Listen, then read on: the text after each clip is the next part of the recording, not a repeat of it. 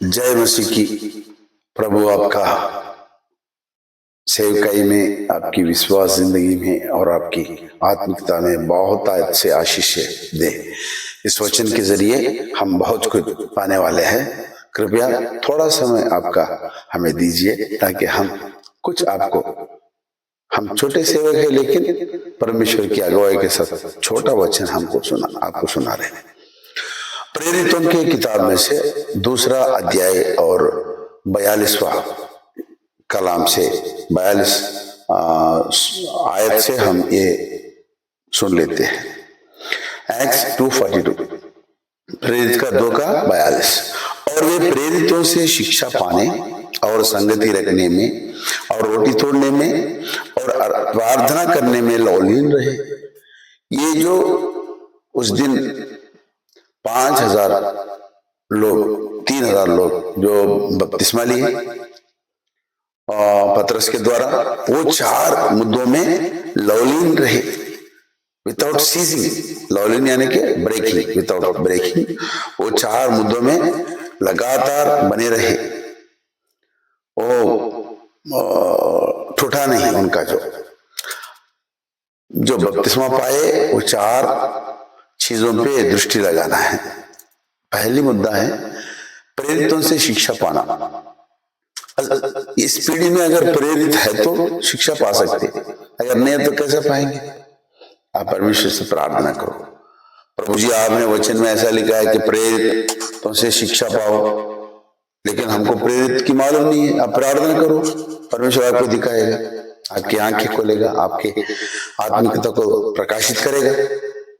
दूसरा मुद्दा, और संगति रखना। ये बहुत इंपॉर्टेंट, बहुत प्रमुख और प्रधान आत्मिक जिंदगी का सफलता है। हमेशा हम संगति रखना है। द फेलोशिप इज मोस्ट, संगति रखना हमारे सांस से भी ज्यादा गहरी प्रमुख मुद्दा है। संगति संगति संगति। मैं एक चीज आपको बताना चाहता हूं, इसी प्रेरितों की किताब में से 2 का अध्याय 2 और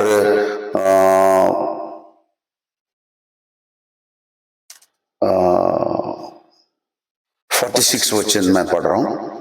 और वे प्रतिदिन एक मन होकर मंदिर में इकट्ठा होते थे। प्रतिदिन इकट्ठा होते थे। द अर्ली चर्च प्रतिदिन मंदिर में इकट्ठा होते थे। अब ऐसे कलीसिया हम धरती पे ढूंढे तो भी नहीं मिलेगा, रहता होगा लेकिन हमको दिखता नहीं। और वे प्रतिदिन एक मन होकर मंदिर में इकट्ठे होते थे। सुनिए, इकट्ठे होते थे।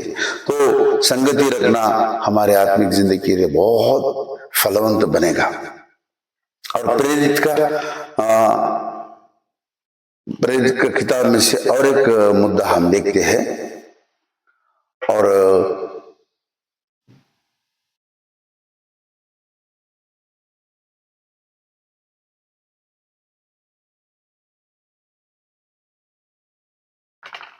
प्रेरितों के किताब में से एक चीज हमने सुना है और आगे जाते हैं। और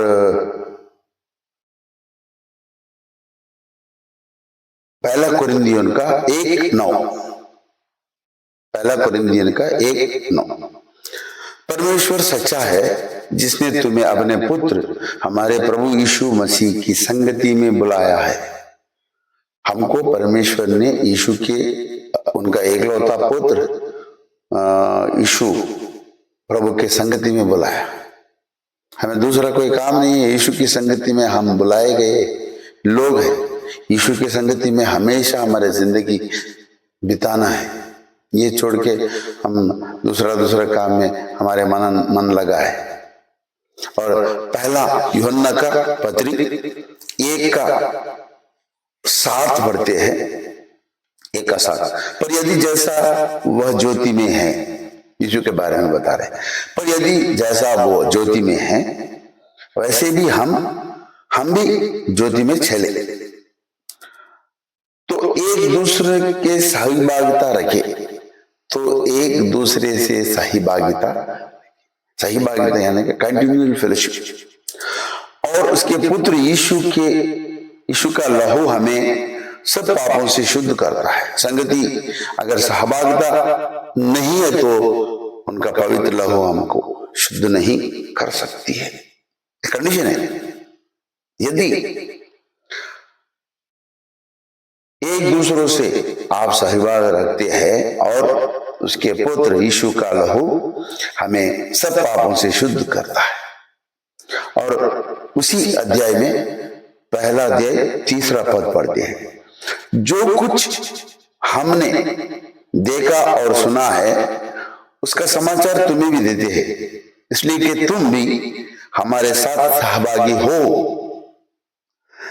और हमारी यह सहभागिता पिता के साथ, सुनिए, और हमारी यह सहभागिता पिता के साथ और उसके पुत्र यीशु मसीह के साथ है। जब परमेश्वर के प्रेरित लोगों ने 6 लोगों ने परमेश्वर पिता से सहभागिता, परमेश्वर पुत्र से सहभागिता और परमेश्वर पवित्र आत्मा से सहभागिता यानी कि संगति, fellowship of God the Son, fellowship with the God Father, fellowship with the Holy Spirit God.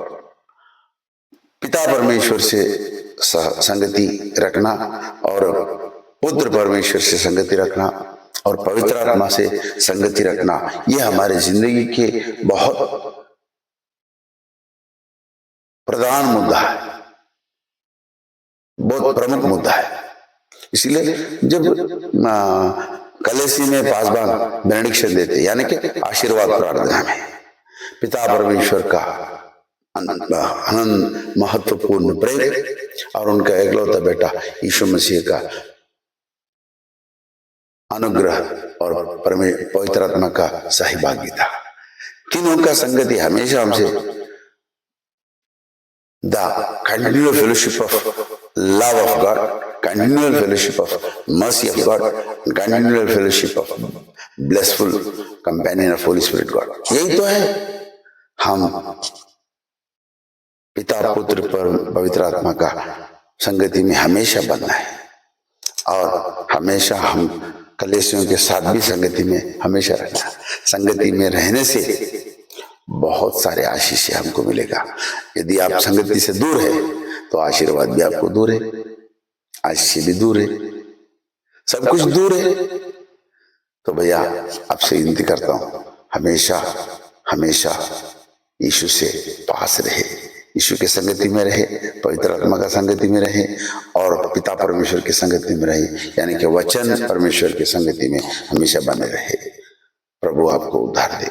जय मसीह की।